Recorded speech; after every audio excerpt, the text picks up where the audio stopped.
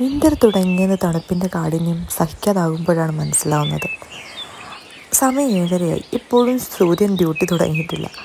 കഴിഞ്ഞ കുറച്ച് നാളായി പാവ ഓവർ ടൈം ജോലിയിലായിരുന്നു.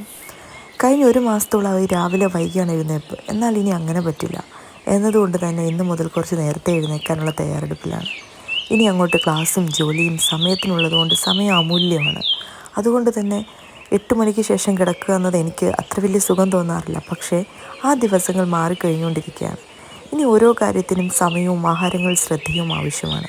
അതുകൊണ്ട് തന്നെ രാവിലെ തന്നെ എഴുന്നേറ്റ് കഴിഞ്ഞ് ആദ്യം ചെയ്തത് വീട്ടിൽ വാങ്ങാനുള്ള വീട്ടു സാധനങ്ങളുടെ ലിസ്റ്റ് ഉണ്ടാക്കുക എന്നതാണ്. കാരണം ആരോഗ്യം, ആഹാരം ഇതൊക്കെ കുറച്ച് ശ്രദ്ധ കുറവാണ്. ഇനി അത് ശ്രദ്ധിക്കണം. കാരണം കാലാവസ്ഥ മാറുമ്പോൾ വിൻ്റർ രോഗങ്ങൾ വരാൻ വളരെ സാധ്യത കൂടുതലാണ്.